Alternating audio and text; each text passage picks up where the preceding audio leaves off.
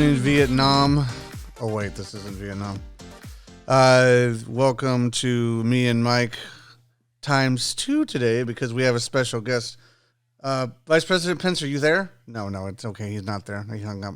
Well, let's go to the person we originally wanted, who apparently is available in the deep, deep recesses of social distancing of... Social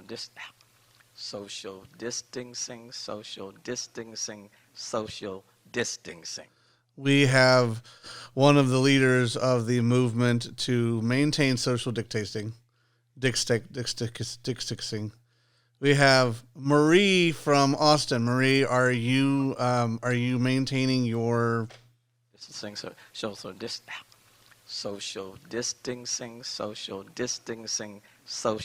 distancing? Are you maintaining that?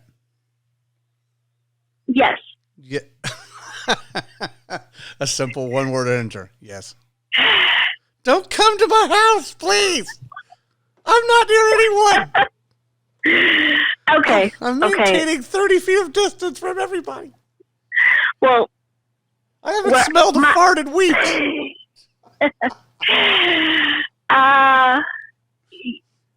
I think everyone is trying to maintain social distancing. That word. But it's not always possible. You know, when people are in their car, there's not 6 feet there. So that's why someone rides on the bumper. It's true. And as for everybody trying to maintain social distancing, I'm not trying to maintain social distancing. I want to get as close as humanly possible to every single person and freak them out. So I'm definitely not one of the people trying to maintain social distancing. So I bothered Marie at 6 in the morning when we were recording this because I'm an asshole. Anyway, and I wanted to do a conversation about the face masks, face coverings, the hijab, whatever you want to call it, that they want to try and get people to wear. And I wanted to have someone who could, not only understand my kind of rapid, weird speech sometimes, but also someone who had half a brain who might be able to actually have some kind of input. So... since I'm only operating with half a brain and she's operating with a full brain, that means there is a brain and a half here, which I think is a benefit. So we'll go from there. So, Marie, what do you think of, just initially, what are your thoughts on the face mask thing? Well, when they put out that people had to wear a face mask to go out, I did not like it. I felt that was pushing things a little too far. I can see if somebody's sick, stay home. I understand that. But this mask that they want people to wear, it's already been stated it's not going to keep people from getting this virus. That's still possible. Staying 6 feet apart from somebody, okay, I can see that if somebody is sick, but again, if people are healthy, I don't see the point of their having to wear face masks in public. It's definitely going to make lovemaking hard. Well, I think that's even put on hold right now. I think that's the next thing they're going to release. They can't get that close. In the name of social distancing, social distancing.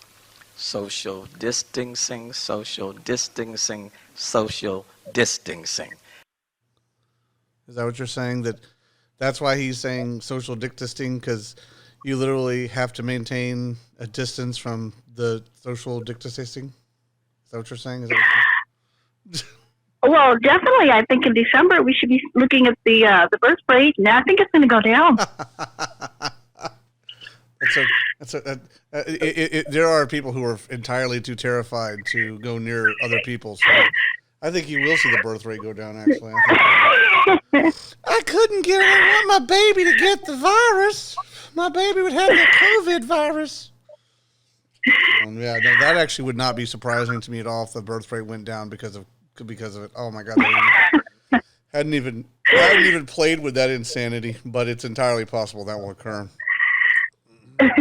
So now let's just be clear that in Texas, I don't know about Michigan or any of those other, incredibly, they call it progressive states. But in Texas, the masks are not mandatory. They're strongly recommended in quotes. Yes. Now, I stand corrected. They tried to mandate them in counties that include San Antonio, in a county that included Dallas, and a county that included Houston, Texas, the third largest city in the country. But they were not. But the governor came out and said that it was not, that you couldn't make anybody do it. We strongly recommend it. But so the real question is, do you think there's any? What do you think the point of the masks is? I think the point of the mask, it's not to stop it, because that's not possible.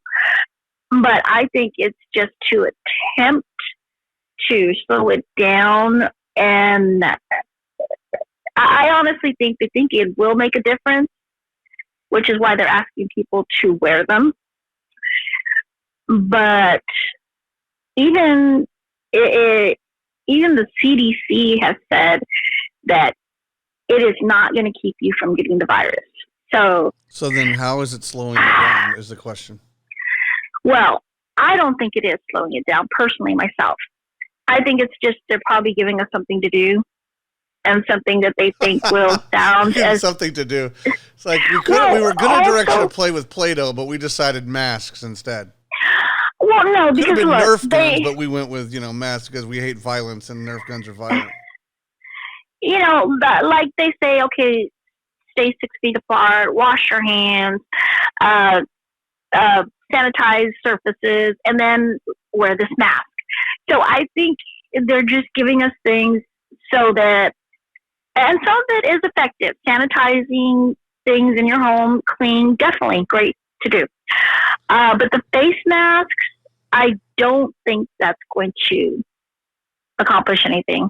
Other than, okay, one thing. I did have to wear it when I went to the store because they wouldn't have let me in without it. And I couldn't breathe halfway through my shopping trip. I had to take it off for a few seconds. Yes, I did. I took it off for a few seconds, had to breathe, and then put it back on. Do you guys want her address so you can arrest her? No. No, but I know I'm not the only one who did that, because you know what? These masks make it really difficult to breathe. You know what I heard someone say the other night, and he works in. I saw him outside of my complex, and he was taking a smoke break because you're not allowed to smoke in your apartment here. And he was out there smoking and talking to a lady, and he works in the medical community, and he was saying, the saying is that if you can smell a fart through it, it's not effective. Wow. Well, I know that there were things getting through. I could smell food through this mask. My nose. Even though it was covered with the mask, I could still smell. What could you smell? Food. What was the food? Well, before we went to the store, we had went to McDonald's drive-thru. Oh, so you smelled garbage. And I rolled down the window. Yeah. Okay. So I was able to smell that through the mask. So to me, if it does that, it's not really effective. Answer your question. How can you tell the difference between McDonald's and a fart? I'm trying to figure out how to distinguish the difference between the odors. Well, I still like their breakfast. An egg McPoot? Mm-hmm. Like an egg McPoot? Yeah. No comment. What do they call that? What do they call that breakfast? The breakfast thing that's like pancakes and sausage. What is it called again? Oh, the McGriddle. the McNasty. There's a lot. Well, it's actually not the worst thing you could have at McDonald's. The worst thing you could have is like, I don't know, McDoubles I can't have McDoubles, but that's a whole other conversation. So you think so you don't think that they're effective because the masks are effective because it doesn't actually stop. You actually don't think it stops. You don't actually stop. Do you think it prevents you from getting exposure to it, or yes or no? I say yes. No, it does not keep you from getting that because I think if smell can get through this mask, then so can germs. Yeah, why don't people realize it's microscopic? Like it's not, you're not going to stop. And one of the things they keep saying is, this is so if you sneeze, you don't sneeze on other people. So you're just supposed to sneeze inside of your mask and then have snot on your face all day or something like that. I guess you're supposed to just, it's like I got to sneeze. At least I don't have to put my hands up there. Shoo! And I just got snot all over my face the rest of the day. I think it's so that it used to be you wore a mask to keep all that from getting to other people. I think that's why doctors wear masks, so that nothing they have can get to the patient. But now it's as if they're trying to say, well, you're wearing this mask to protect other people so nothing happens to them. But wait a minute. It's still not accomplishing what they're saying it's going to, from my point of view. What I don't understand about the whole mask thing is that if you wear a mask, if you don't wear gloves, so to start with, if you don't wear gloves, you wear a mask, but you don't wear gloves.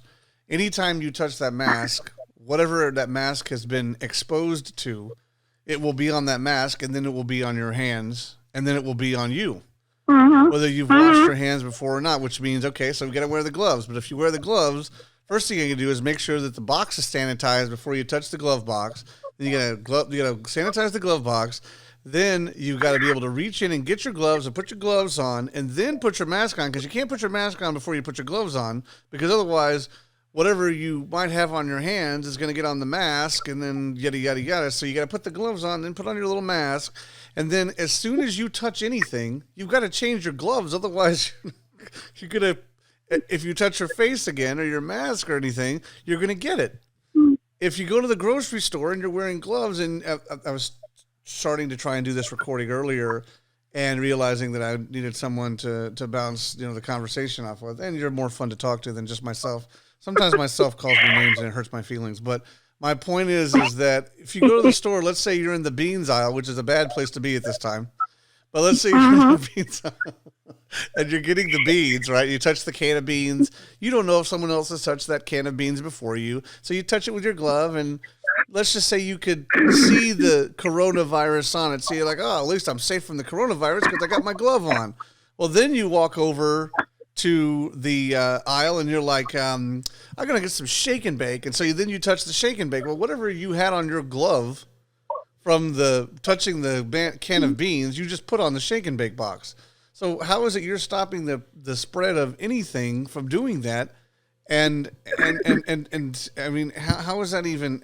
Then you have to are you going to keep, every time you touch something, you have to get a new pair of gloves? Or do you have like a hazardous material bag you carry around your waist to put your gloves in? How does that work?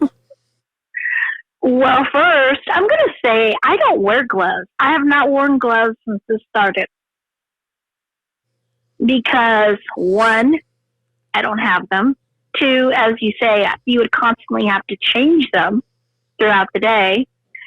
And, I'm just going to say the grocery store is one of the best places to try these things at, because there are a lot of people that go through. There are a lot of possible germs. But I think even the gloves is ridiculous, because who can do that every day? Oh, wait, I touched that. Let me change these gloves. Okay. Now I can finish what I'm doing. No, you can't do that, So I have not even worn gloves, because they said masks to get into the store. So I had to wear the mask, but I did not have to wear the gloves. So I find not it wear the because gloves. I don't know if you've encountered a lot of people who are really freaked out by it, but I've encountered people through witnessing on Facebook or through talking to my friend who lives in LA that they're really freaked out. It's like, oh God, I got attention.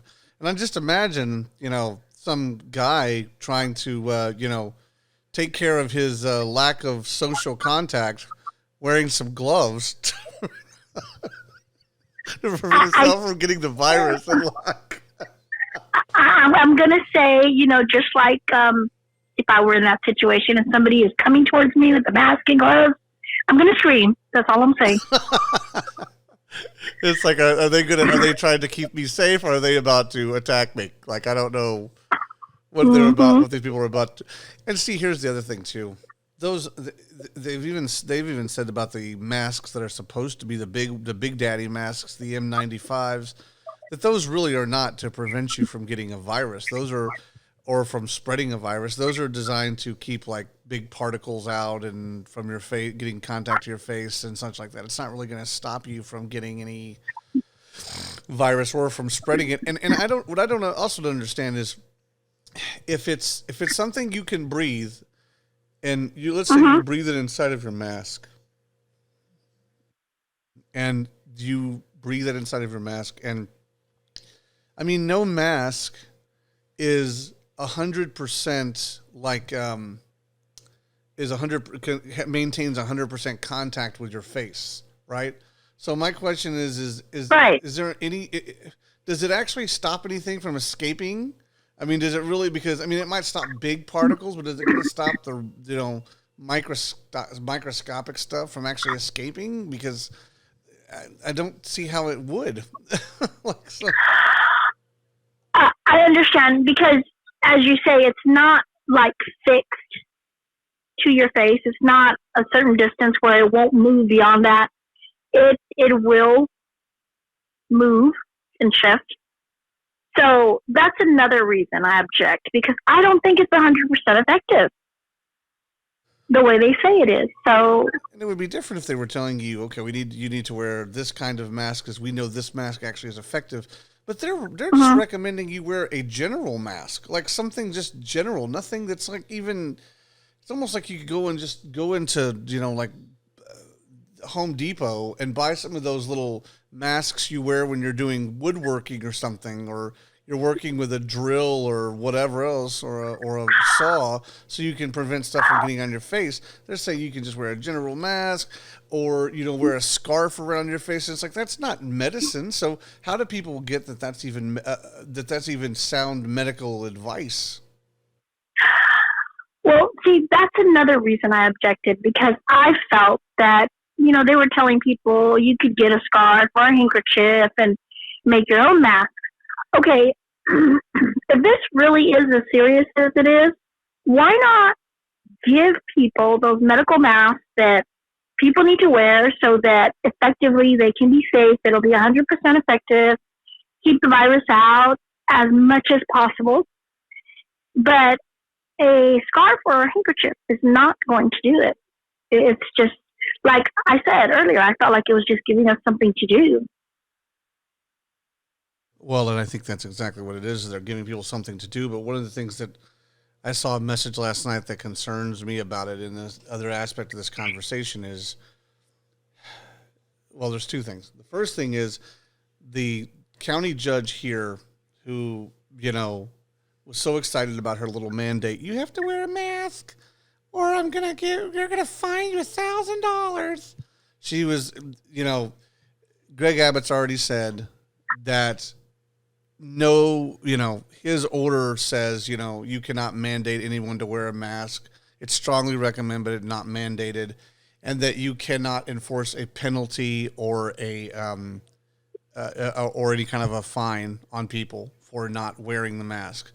But she still came out, I want to say it was yesterday morning, and said, well, the mayor who I should not have given credit the day before I did, I gave him some credit for seeming like he wasn't going to push it. But then yesterday morning or late the afternoon of Monday afternoon, Monday evening, he said, Well, he said as of May 1st that we can no longer, mandate that. So at least it has 3 days. Like, well, he's already told you there's no penalty or fine you can push on anyone for not wearing a mask.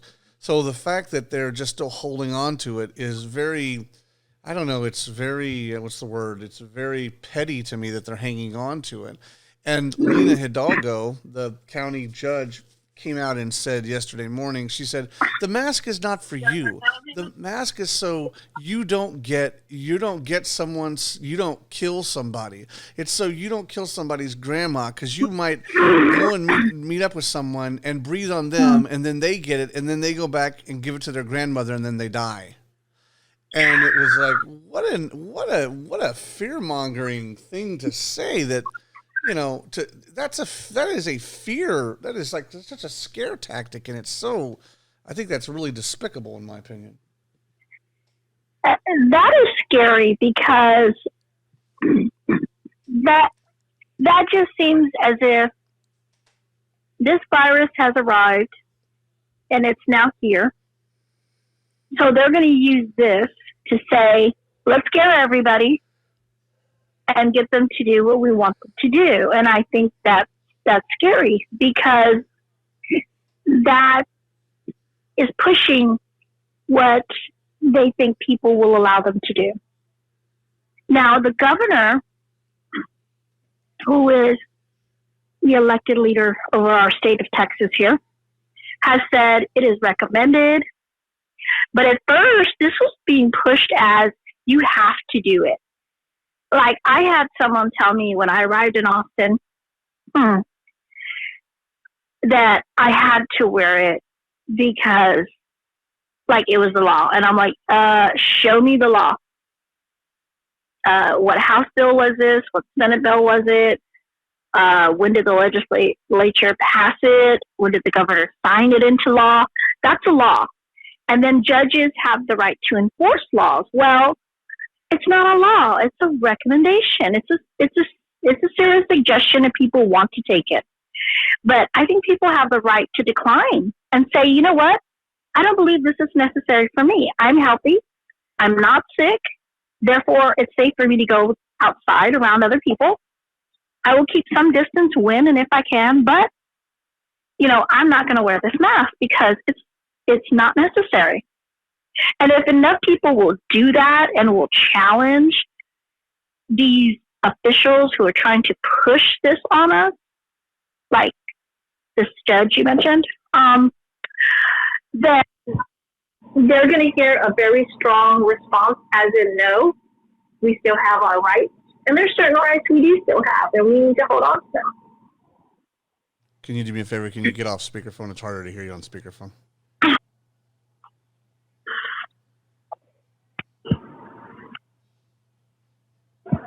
You with me?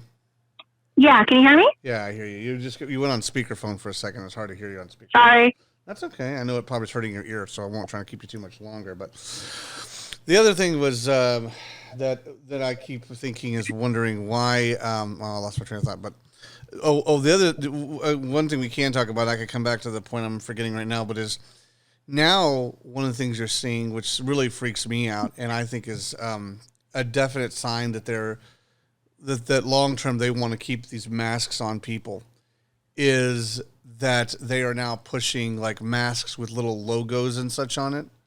Like logos, like little pictures and stuff on it, and stuff that's got like your favorite team on it. Like, we got masks for your favorite team and all this kind of excuse me.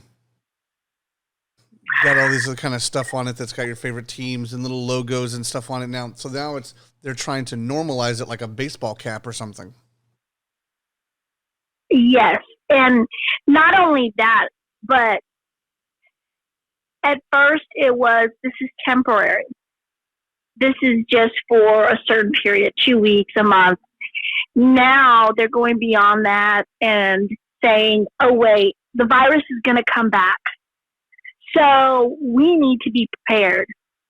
Well, show me a scientist that tells you the virus is going to come back for sure, like the flu comes back for sure.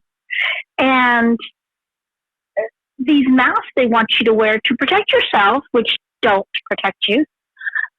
Um, it's also a way people are going to be spending money buying these masks. So That's a whole I industry. think it is. Yes, that's another thing. If it was something we care about your health, we're just having you do this temporary, pass out the mask. Let them be free. We don't need little logos on it. I personally have not seen my mask, so I'm okay with that.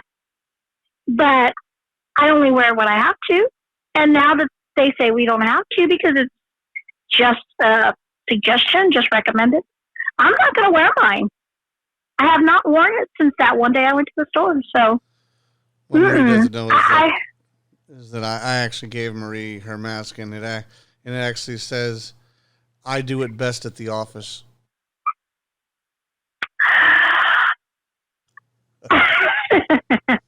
No. But I think they are trying to push this for future use. I think I'd have to agree with that. Otherwise, they wouldn't be going and trying to make the little logos and all that stuff. Like the face masks I designed are purely designed to tell them that I think their stuff is garbage and it's an intrusion and whatever else. But them to and even that is, I even feel weird about wearing that just because.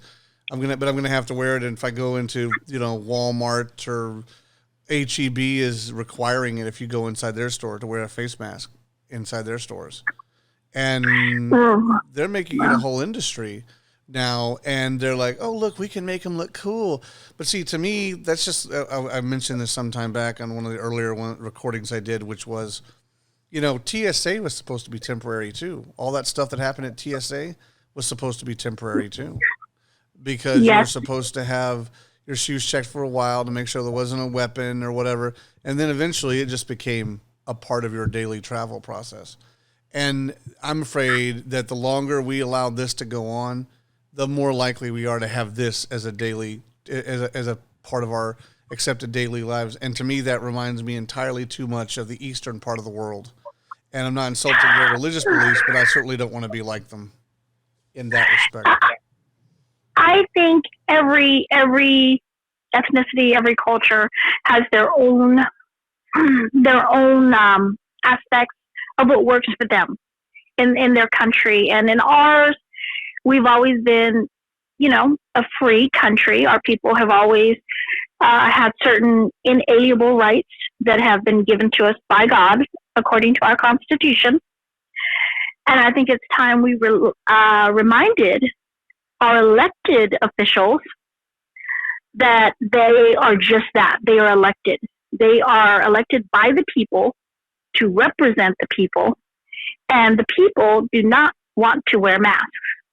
That's not who we are. We have always faced each other and any visitors to our country fully and completely. Here we are. Hello, a handshake. How are you? Welcome. Enjoy your visit. We can't do that anymore. Now they're saying no handshakes. No handshakes. That's another thing that really irritates me, that you can't, and that people are even falling for. But the thing that about the masks, thinking just the maskings for now, is the handshakes is, I definitely agree with the handshakes as being silly as well. But the thing about the masks is that I feel like the longer that they keep pushing, you need to wear a mask, those people who have been scared senseless, because there are people who are scared and think that the mask is saving their lives. Those people, eventually they believe, and I think rightly so, they know those people will eventually go, well, a mask will just become a part of my daily life, and it'll keep me safe from the virus.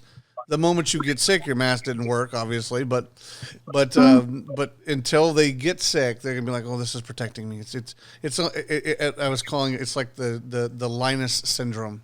Like he had to have his blankie to make him feel safe. People are gonna start having to have their masks to make them feel safe. Or kind of like what they would used to call a talisman. How people would wear an object and they believed it would keep them safe. Like a pendant or a necklace or something, and they thought it would keep them safe from any harm. it kind of reminds me of that, Um, I just, I'm, I just feel we need to challenge that to say, look, not only is it not effective, I mean, give us something to do that is effective and we'll do it. Absolutely. Um, this virus is serious, but also, this mask, it's also a way to separate people, to disassociate people from each other.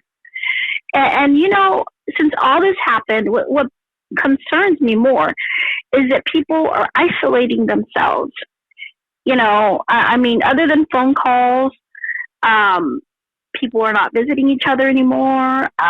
They're not maintaining that contact like they used to. When they see each other, they're not hugging. Oh, hi, let's say siblings, oh, hey, how are you? No more hugs. There's no hugs anymore either. So I think people are disassociating themselves from each other. And that can be dangerous because then you begin to feel isolated. Well, there have already been several reports, and I don't know how many there have actually been, but I know there's at least been several of people who've actually committed suicide. You remember there was a story sometime back a few weeks ago, maybe a month ago now, where someone he thought his girlfriend had been exposed to COVID-19, and so he killed her, and then he killed himself. Remember that story from some time back? Yeah, I remember that. If I remember correctly, I think it was in Illinois. Yeah. And it concerned me because until this happened, and to be so terrified of getting this virus that you're going to go to such things, that's scary. But you don't know what this person may have heard in the news. A lot of times what is out there in the news, that's geared to get our attention. Right. And if you hear that all day, every day, it can drive you insane. It can give you, yes, that's it the really word. Can. It really can drive you insane because you're just like, what? Yes. What is going on? Where you start thinking it's the Chicken Little syndrome I've talked about before, where it's like the sky is falling, and you're always worried that the sky is going to drop down on you. And in this case, it's the virus that's going to get you and get your grandma, and they're trying to make it. I was starting to talk earlier about how, one of the things that's the masks I think pulls off is keeping fear in people, because they've got it. The hospitalizations are down. They're not showing the numbers that they expected, or maybe they were wanting to have, whichever one, in case you want to say it. They're not having those numbers.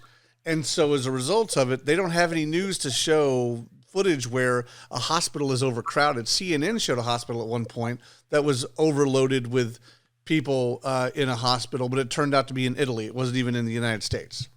And they were showing, excessive people in the hospital for COVID-19, but they weren't even Americans.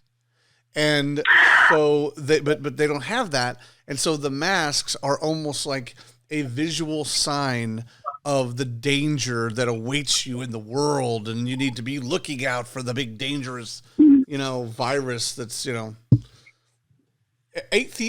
was a number I heard yesterday. I don't know if this is exactly accurate, but I wouldn't doubt it. They said there are 8,000 people who die every day in the United States in one way or another. That people die just on a consistent basis. It's just a part of life, and the more we, keep running from this thing, I think the more dangerous it becomes, not just because you're not allowing your body to deal with it and face it and fight it, your immune system, but also because you're freaking people out to the point where they don't feel like there's any escape. And they've started making people think that they're like basically the death is painful and such, to the point where like, I don't want to die like that. I'd rather, cut my own wrist or, hang myself. At least it's over faster.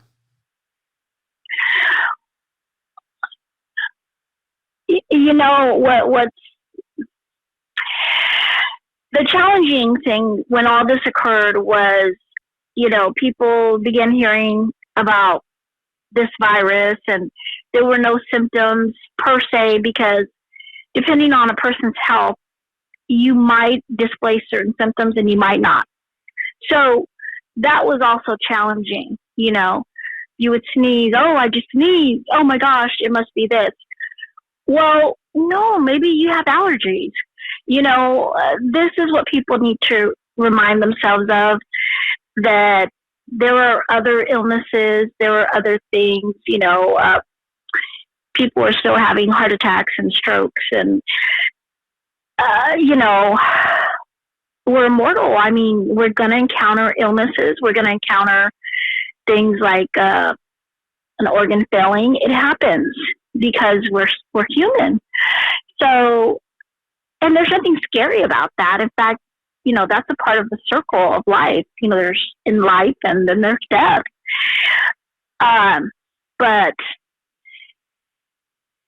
I think when this happened, a lot of officials were like, well, this is a way for us to maintain control. And I think that's what it comes down to. They want us to continue to wear these masks so that they feel they have control over people, to say, okay, you have to do this.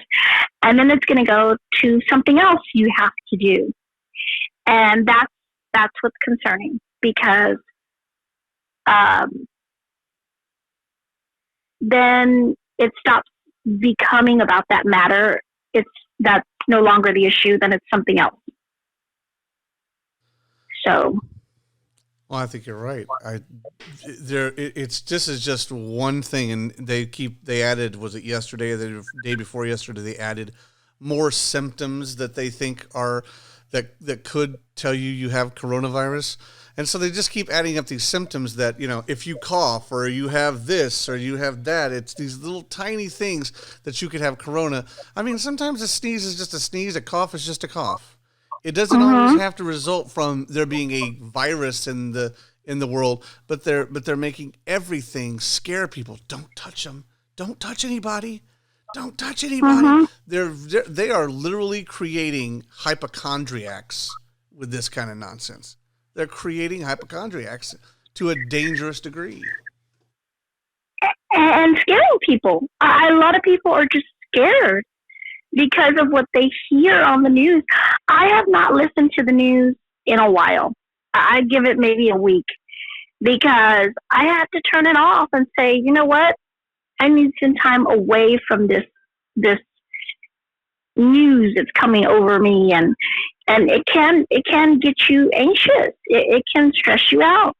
So I have to give myself that break away from it, and that's okay. Well, and it's necessary to get away from some of that stuff, because otherwise you really do get lost in it, and you get lost in, oh God, is this ever going to end? Or you get lost in, oh God, am I safe, or whatever else. So we definitely, what do you think about, the last thing we should really go over is, what do you think about the immunity aspect of it? Have you've heard of the conversation about herd immunity? Do you think that is, do you agree with that? Or do you think that, we need to be looking for that vaccine to happen, or what are your thoughts on it? Okay. I think that herd immunity is the way for people to become associated with this virus so that their body can effectively acknowledge it and fight it when it encounters the same virus but a different strain. See, this is what people are forgetting. This virus has, if I remember correctly, I think they said 23 strains. So I think it's 30, maybe over 30 now. Okay, that's possible. Anyways, and maybe we're just being exposed to one strain. Okay, so that's more natural for your body to encounter it. And yes, you will get it, but your body will also know what it is the next time it encounters it, and it'll know how to fight it. And that's part of it right there, because a vaccine, when it is produced, will have this virus. People will be given this virus so that their body can acknowledge it and recognize it and fight it later. Well, yeah, that's what a lot of people don't So, realize is vaccines right, can actually right, contain the virus itself. right. They contain the flu. They contain a Mm-hmm. common. They've already said it was a few late last week. They were talking about how that the flu shot is only about 33% effective, and the reason is That's because correct. that year they're trying to figure out which strain of flu they think is going to be out there. It's not necessarily the one that's going to happen, but the one that they think is going to happen, and that is the one that within their vaccine they inject you with to try and help you defend yourself from that particular strand of it, because otherwise you have to take a shot or some kind of a culmination shot of some kind that has all of them in it, which would probably not work. So it's incredible that people don't understand vaccines actually contain the virus itself. Yes. And see, this is a problem because I've met people that say, oh, I'm not going to get the flu shot because then I'm going to get the flu. Well, yes, that's the whole point of the flu shot. You have to be exposed to it so that when your body naturally encounters it again, it will know how to fight it. And I definitely believe in letting your body encounter it naturally. Myself, even if they said we have a vaccine, I'd be like, no, I'm good. I'll just encounter it. And if I encounter it out there, then I encounter it out there. If somebody is healthy, they should be fine. If somebody has pre-existing conditions, I would say definitely take all those precautions you can that you would take normally if it was flu season, but not to the extent that you're scaring other people or you're terrified yourself. Oh my goodness, this is going to happen. What's going to happen is going to happen. So definitely take precautions, but I think that's the best way for people to face this virus and to overcome it. And I think that's what people are not focusing on. Okay, it's out there, we're going to encounter it, but then we're going to overcome it because our bodies are such miraculous machines. I mean, when we encounter a virus, right away, if we are healthy and our immune system is at its best, our bodies are going to go to work to fight it off. If you start feeling a little like you're under the weather, okay, you take some medicine, you take some OJ, you get rest, you drink a lot of fluids, and then you feel better because your body is working to fight this virus. And when you're sleeping, that's when it's doing its best job. I also know when you're hydrated. Yes. I don't know if you agree with this or not, but here's my perspective on medicine. Okay. Oh. So it's kind of like when I have migraines, I take Excedrin for migraines. Okay. Now it has a certain thing in it that is supposed to help to like relax your body and such like that, which is part of the idea. But I think that's what most medicines are, is they don't necessarily clear the condition. They subdue the symptoms.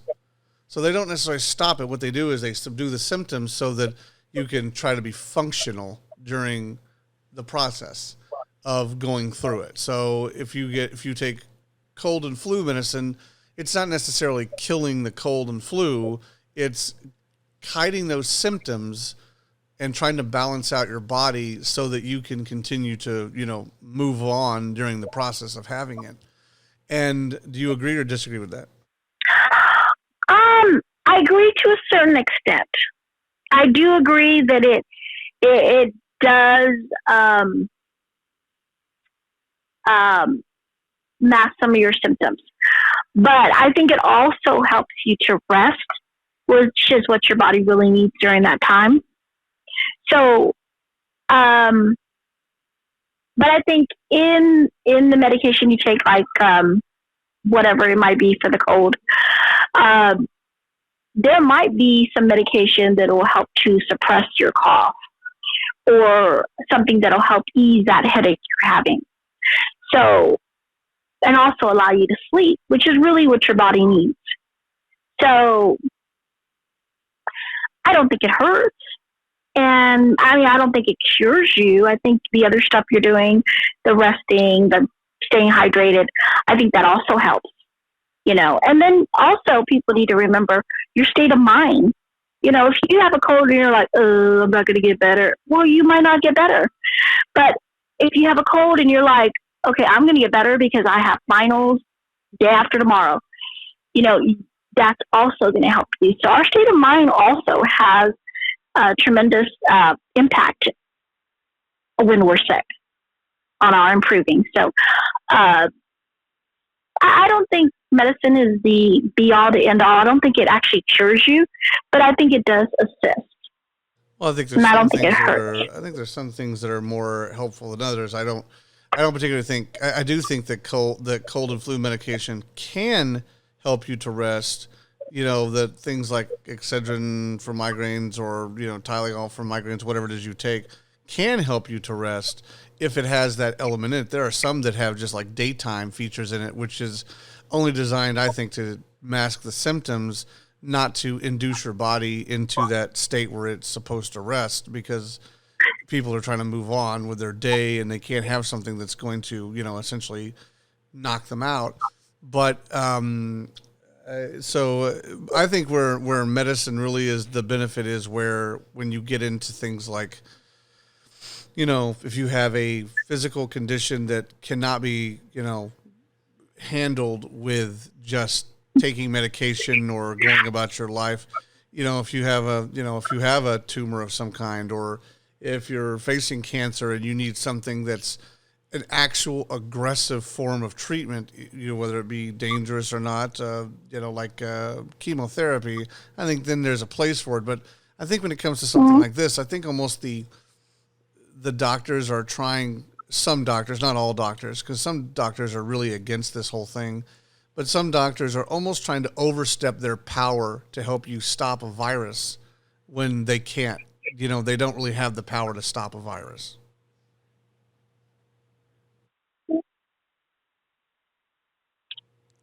Your thoughts? My thoughts, I just think we should all follow the same procedure we normally do when we encounter any virus, which is just wash our hands, if you're sick, try to keep a little certain amount of space. But if you're healthy, then absolutely go out there and forego your mask, because I don't see that it's even being effective. Myself, I am going to just toss mine away. I appreciate the gift. It was nice, but I don't see the need like to the keep Mary it with Tyler me. Moore when it comes to the mask. Are you going to like throw it up in the air and just... I'm not going to wear it because, the governor, who pretty much heads the whole state of Texas, that says it's a suggestion, it's a recommendation, meaning you can do it if you want to, but you don't have to. And I think that's what was trying to be pushed. They were saying, you have to do this, you have to do that.